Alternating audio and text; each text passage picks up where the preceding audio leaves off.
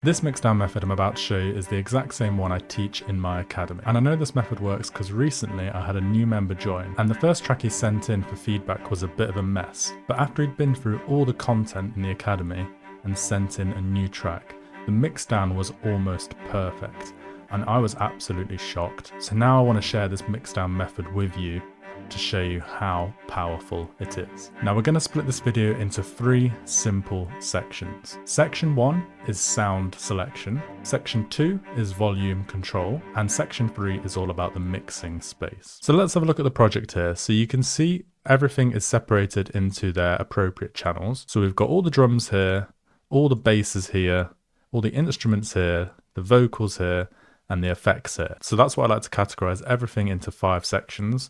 And if you want this project template, you can download it for free in the description below. It will really help you out and help you get things more organized. The template's slightly different to this one because this was a collab and I worked off what Hodge sent me first. So just bear that in mind, but they essentially do the same thing. And we're not going to do any sample selection in this video because the track's already made, but sample selection is so important because if you pick the wrong samples, lesson 2 and lesson 3 that we're going to come on to later in this video are going to be completely pointless, because if your sample selection is poor, then it's not going to make a difference how well you mix. It's going to sound rubbish regardless. So when you're actually creating the ideas of your track, I want you to ask yourself these 3 questions. The first is, do you like the sound? Does it sound good, the sound, to you, at your level? And this will improve with time.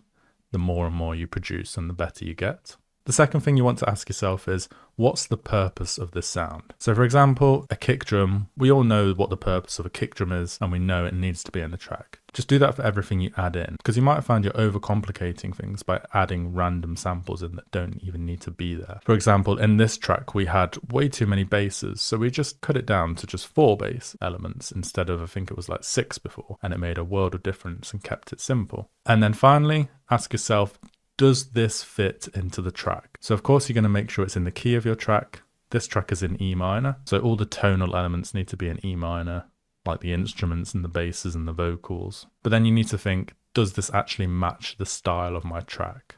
And once you've answered all those questions and it passes, the sample or sound can stay in the track. So I'm just telling you that because more often than not you mix as you go. So you'll be doing all that thinking whilst also doing lesson 2 and lesson 3 all at the same time. So with that being in mind, the sample selection for this track is complete because the track is finished. So we can nicely move on to lesson 2, which is volume control. So what I've done for this track is I've just turned every element off. So currently this track is completely silent, and then we're going to introduce each element and I'm going to show you how it's mixed down. So let's look into the track. So we're going to start on the drop. So let's just zoom in onto the drop. And we're going to start with the kick drum. So you can see with this drum section here, and we've got our kick drum. So let's just turn the volume of the kick drum up. So I'm just going to reset it here, and then we're going to play it. And we're going to take a listen to where it's sitting volume-wise. So you can see it's hitting at -3 dB, but this is getting sent to the drum bus here. So let's play it with the drum bus on. And you can see now, because we've got a G clip on it, which is just a limiter, and the gain is increased on this here, you can see, now we're hitting almost 0 dB. So we're mixing quite loud. And what I normally do for my kick drum is I'll try get it as close to 0 dB as possible. So if you really wanted to, you could push this kick drum even more. So I could push this like a little bit more here. And now if we go on the drum bus, it could be at 0 dB there. So these limiters just stop it from clipping. And of course, there's going to be a limiter on the master as well, which we'll get into later. So that's the kick drum. Now let's add in the snare. So again, we're going to just reset this, bring it up here. So you can see the snare is coming in slightly quieter than the kick drum. And this is going into the snare bus. So you can see there, it's slightly quieter, and then this will go to the drum bus as well. So the kick drum is going to be the loudest element of our track, and then the snare is going to be slightly quieter than that. Now let's see what other elements we can add. So let's add in some hi-hats. So let's reset this one. So this is another hi-hat that comes in on the 3rd beat of each bar. And this is slightly quieter than the snare, which you can see there. And then we'll add this one. So this is like a groovy hi-hat, and this is slightly quieter than that hi-hat. adding some background groove. So we'll add this one. That's just a tiny groove in the background. You can see it's very quiet as well. And this one there.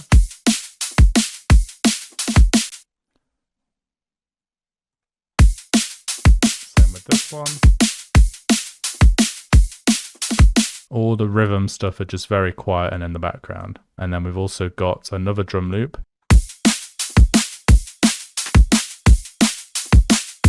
Which is actually a loop from my Dance Floor DMB pack. So this track is Dance Floor DMB, and we use a lot of samples from my Dance Floor drum and bass pack. So if you're interested in sample packs, then make sure to check them out. Link down below. There's all sorts of drum and bass ones in there, and they will really, really help with lesson 1, the sample selection at the start, because every single sample that I've put in these sample packs, I've actually made tracks with, so you know they're going to be the highest of quality. And then we'll just turn on the rest of the drums, any supporting and transition ones, just turn them all on for you to hear.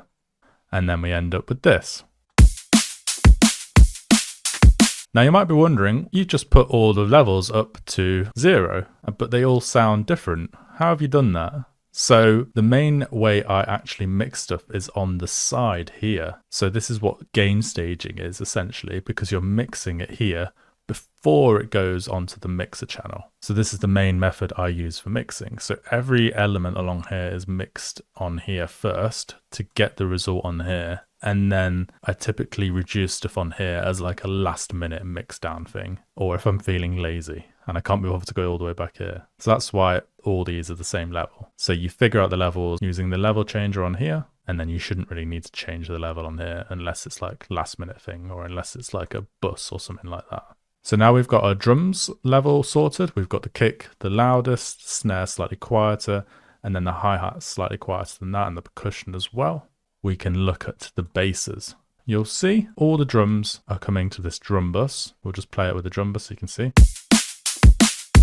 So without this G clip, they'd be slightly louder and clipping a little bit, but this is just stopping the clipping. And then you can already see something really important with the basses. The bass bus is at minus 2.8 dB. And this is because you want your drums to be the forefront of your mix and the basses to be slightly quieter, because the drums are what carries the mix. And the reason why the bass bus is quieter is because I'm really going to be pushing the basses on the bass channels and sending them to the bass bus very loud. So by turning them down, that just makes sure the basses are quieter than the drums. Very simple way of doing things. So let's introduce these 4 elements. So let's do the basses first, and then we'll add the sub at the end. So let's add in bass 1.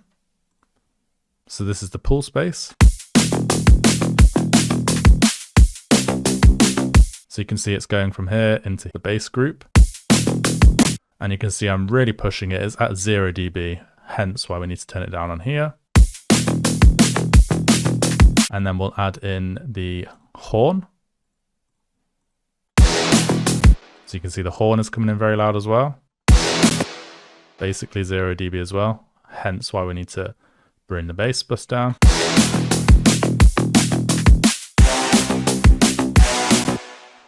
And then we've got this additional element, so this supporting bass here, which is this one. Just going to reset it. And because this is a support bass, it's not at 0 dB, it's more in the background, so that's why it's only coming to like -6 there. And then finally, let's add in the sub bass.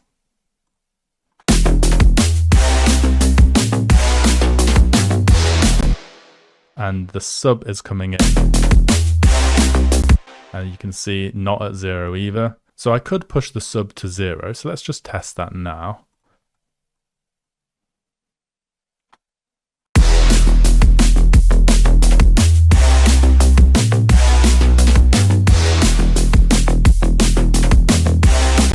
But then because we're pushing so much, so we're pushing this sub with all the basses at the same time into this bass bus and then reducing the bass, we just want to be careful because we might end up pushing stuff too far and then it just sounds overcrowded. So that's why in this case we've had it a little bit quieter. Maybe we could have pushed it a little bit more. Let's try it like here.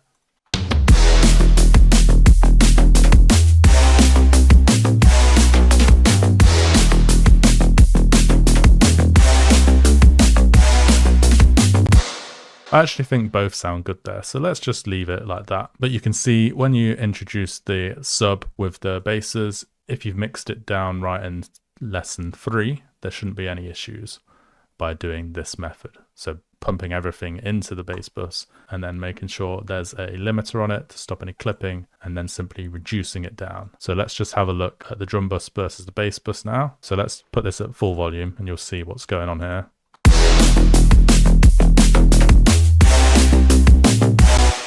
You can hear how the basses are just completely overpowering the drums. That's why we need to bring this bass bus down a little bit. Just because we're pushing the basses so hard to make them sound so fat, because drum and bass, that when we do that, we just bring them down. Really, really effective. I've used this method on so many tracks and it's always worked really well.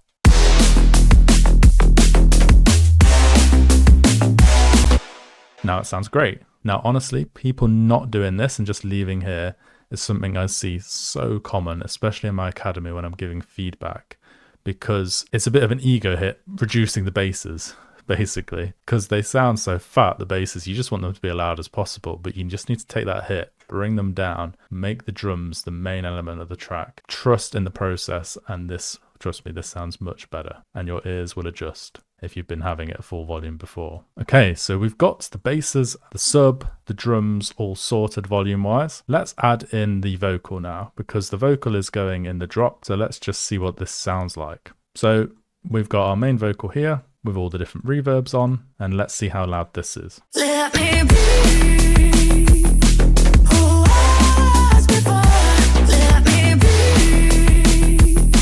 So you can see that this is coming in from -3 to 0 dB, around that range. So again, we want the vocals to be loud and clear in the mix. So that's why we're pushing them. And you might be wondering, why isn't this going to 0? It's because we've actually got a load of these extra reverbs on it. So this is getting pushed to the vocal bus, but it's also going to these channels here, which are getting pushed to the vocal bus, which is then going to here. So let's listen to it from the vocal bus.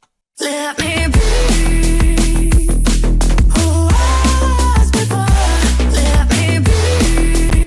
So you can see it's coming in slightly louder when all these elements are pushed into the vocal bus. And the vocals are going to be pretty much the second loudest element normally, just below the drums. The biggest tip I'd give when doing the volume control of the vocals is just make sure you can hear what the person is singing, and make sure they sit in the mix in a way that they can be really heard. If you've got vocals where you can't really hear what the singer is saying, even from the beginning, then they're probably not worth using if you want your tracks to be memorable. So then we've got background vocals and ad-lib vocals as well, and these are all similar level to them. There isn't that much going on in terms of pure ad-libs. It's more like doing little effects with delay. But if there were ad-libs, I'd typically have them slightly quieter, more in the background than the main vocal.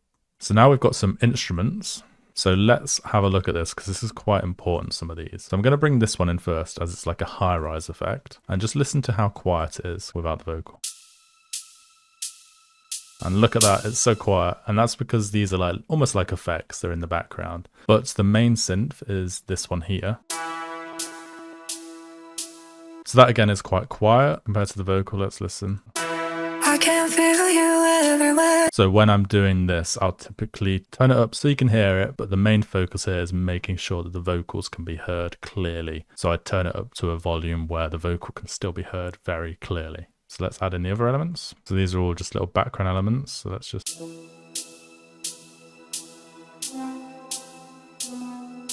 And then another reason why these elements are pretty quiet is there is a respace. So let's add the respace in.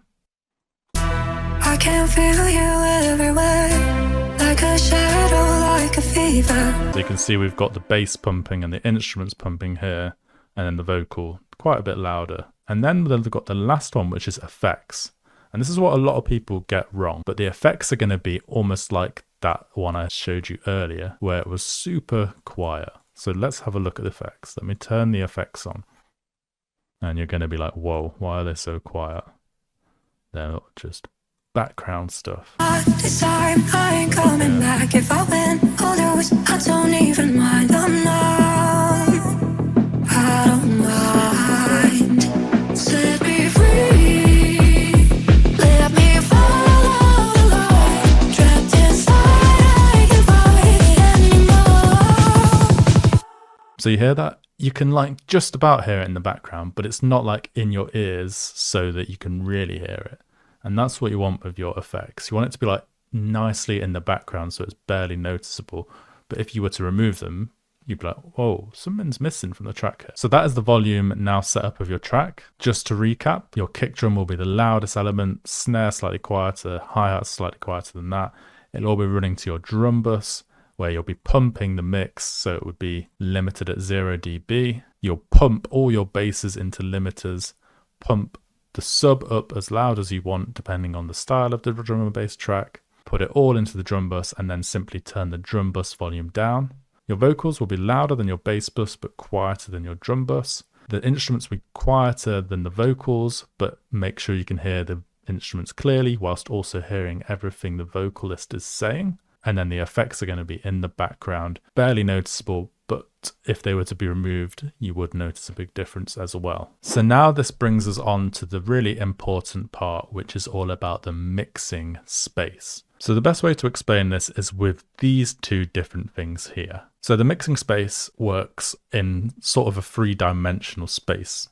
So the first space is mono versus stereo. So mono is like central. Everything goes down one channel and you can hear it in both your left ear and your right ear, but it's like down the middle. So you can like hear it like here. Whereas stereo is more like you can hear it here and here at the same time. So it's your left ear and your right ear. So certain elements will have completely in mono. So your kick drum, your snare, your sub bass, maybe the core of the vocal before any reverb is added. And I'll leave a little thing on the graph here so you can see in more detail how this works. And then the second axis is the hertz range. So if we have a look at this Pro Q here, so if we made this really steep, there we go. We go all the way from like 0 hertz all the way up to 30k hertz. Now your ears can typically only really hear up to like 20k hertz max, but the older you get, the more downhill it goes. So anything above there doesn't really matter. And then different ranges hold different elements. So from like 0 to 100 is your low range. And then your 0 to 200, you've got like further low range energy. And then from like 200 to like say 2000, 3000 is like your mid range. And then 3000 upwards is like your high range. So typically your sub bass might go to like 100 hertz here, your sub bass energy, then you might have more basses from like 100 to 300, and then you might have even more basses depending on your track in the more high range. So your kick drum is going to have some low end in it, it might have some mids, it might even have some highs if it's like a fuddy, clicky kick drum, and then hi-hats are more in the high range, so up here. And again, the vocals can range all the way from your like low mids all the way up to your highs. And then same for instruments, it just depends what you're using. So a respace will be down here, and then like leads and stuff might be more mids to highs as well. And then anything above like 10k, so like 10k onwards is like where the brilliance is. So this is like the ultra highs that can often add a little bit more sharpness to your track. So let's look at how I've done it in the track itself. So let's look at the mono stereo first. So a really simple way to do things is to just put the kick drum, the snare, and the sub in mono. And on FL, it's actually really easy to do. You can literally just come here and turn this all the way to purple, and that just makes it 100% in mono. Do that for the snare as well. Do that for the sub. I've already done it, but I'll do it again. And there you go. Suddenly, all the elements are in mono, and you don't have to worry about them anymore. Sorted. And then for like your hi-hats and stuff, you can do the same again. So let's say this hi-hat, I can go the other way. So I can put it somewhere on the stereo graph and just fiddle about with them, different stereo with different things. And then we've pretty much done the stereo versus mono issue there. Now, obviously you can go into more depth. You can go through each element individually and figure out where you want it to sit based on the graph I showed you earlier. So feel free to do that, but I don't want to go too much into it. Otherwise we'll be here all day. So now let's look at the EQing side of things. So let's look at the kick drum. So you can see we've cut out a little bit of muddiness in the 400 hertz range here, but you can see this kick drum has a bit of everything. So it's got some lows, it's got some highs. So it covers the whole range of things. But then if we were to look at the snares typically do similar things because there's no kick drum playing underneath the snare, so it needs a bit of low end as well. So you can see it's got a little bit of low end, but not too much in the low end, because we're going to have that sub bass, of course. And then the hi-hats will be more high range. You see there, 200 to the high end. And it gradually increases, and all your hi-hats will typically be like that. So then let's add in the basses. So let's first look at the sub, because this is very simple. We've just got to cut at about 118. Now you might increase this to 200-ish and change the sub bass frequencies if you want a more deep sub, but because we're using a pulse bass in this track, it's got a lot of low to mid-range energy. So this is cut off at this point here. And I'll show you why here. So the pulse bass has got a lot of energy in this low range, all the way up to 1,000, and some high range as well. So those together create that. Now, if you're making a different genre of drum and bass, you'll still need to do this. You'll still need to put the sub bass underneath and EQ it like that. You just might change the range slightly. It might be like a sub bass going from 0 to 200 with some more frequencies in it, or it might be slightly different. You just got to figure it out depending on your track. And then of course we've got the horn. So the horn looks like this. Again, cut out the lows. And you can see there's a lot of low end energy as well as high range. Really covering the whole spectrum here. And then the supporting basses as well will be similar. So then let's look at the vocal. So again, cut out the low end.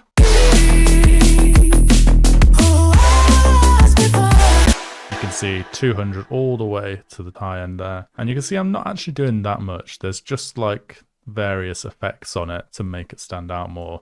A DS on it to like make sure the S's aren't too harsh. And on the basses, there's not that much effects. The effects are more like to bring the sound out more. So like we've got OTTs and camel crushers like that. It's just to like make the elements stand out more rather than like an actual mixdown thing.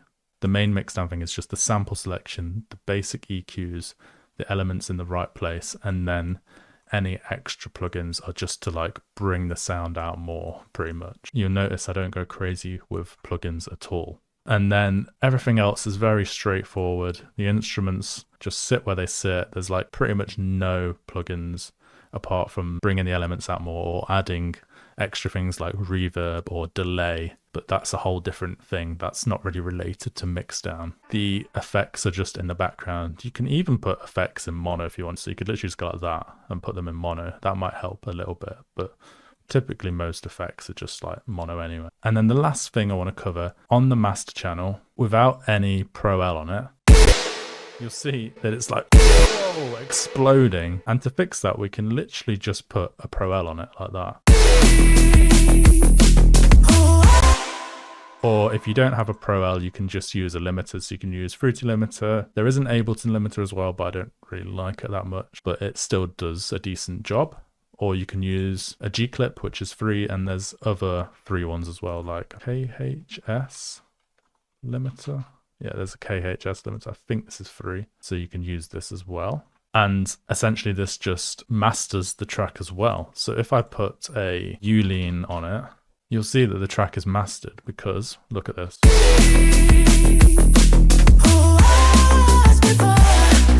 It's coming in -7, sounds great to my ears. We're getting -6.2 integrated LUFS, which is insane, especially for dancefloor drum and bass. And I've even been able to push it to like -5, -4. Let me see, actually. I've got a photo somewhere of one I did, like a crazy one, using this exact method. Yeah, look at this here. I got -4.9 LUFS just using this method, which is absolutely wild. So that is everything covered, I believe. If you have any questions, then do feel free to ask them down below. If you think I've missed anything, or if you're going through this on your track and you're suddenly stuck on a step, just ask down below. I will answer every single question. I'm sure other people will help too. And this track is in fact coming out very soon, if it's not out already, depending on when you're watching this video. I'll play you a little clip here, and if you want to add it to your playlist, I've put it in the description. It would mean a lot to me if you could support this track.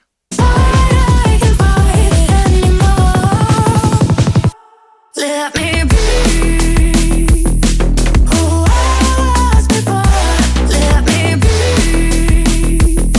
If you enjoyed this video, why not watch this video here, where I went for 100 tracks that you guys sent in and then gave my honest feedback on how you guys can best improve your music. There's lots of really interesting and cool tips inside this, so make sure to watch and learn as much as possible.